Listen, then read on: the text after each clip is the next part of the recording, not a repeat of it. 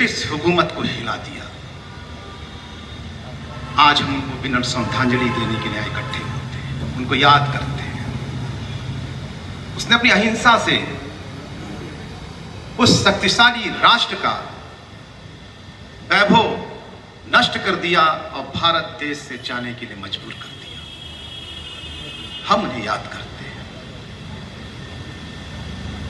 अहिंसा में इतना दम है। 20वीं सदी की सबसे बड़ी यह घटना है। अगर किसी से कहा जाए कि एक डंडे के बलबूते, खड़ग बिना ढाल के बलबूते किसी ऐसे आताताई हुकूमत को हिला देने की बात, तो शायद विश्वास नहीं होता है, लेकिन ऐसा हुआ। इतिहास के पन्नों में लिखा हुआ है।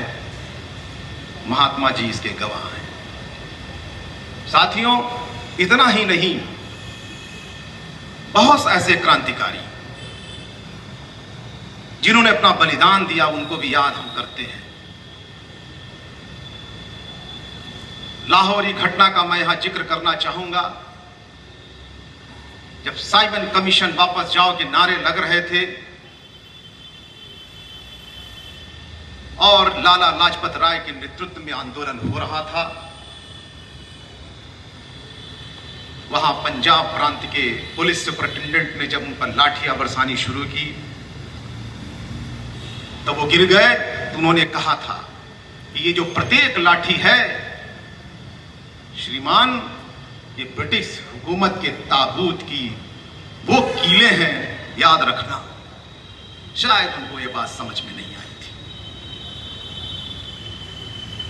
लेकिन भारत माता के वो सपूत लाला लाजपत राय का बदला लेने के लिए लाहौर के हेडक्वार्टर में उनका इंतजार कर रहे थे, जिन्होंने लाठियां बरसाई और समय मिलते उन्होंने उसका बदला लिया।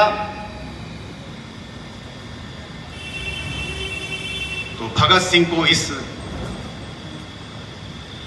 राष्ट्रीय पर्व के अवसर पर हम सभी लोग भावभीनी और विनम्र श्रद्धांजलि देते हैं।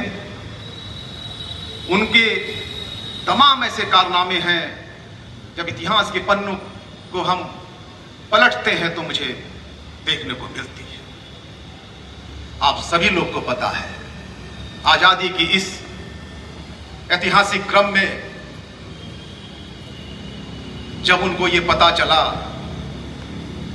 कि शायद हो सकता है कि इस क्रूर और निर्दयी ब्रिटिश हुकूमत के हिलाने के लिए हिंसात्मक तरीके से आंदोलन सफल नहीं हो पाएगा, तो मैसेज देने के लिए असेंबली में उन्होंने बम फेंका।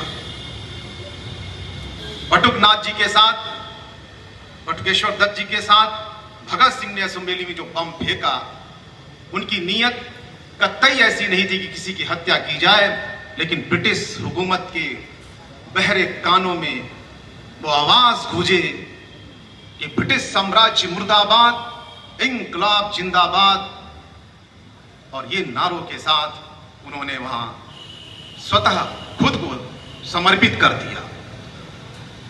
वो चाहते तो भाग सकते थे,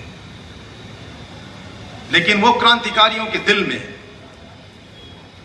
जो आजादी के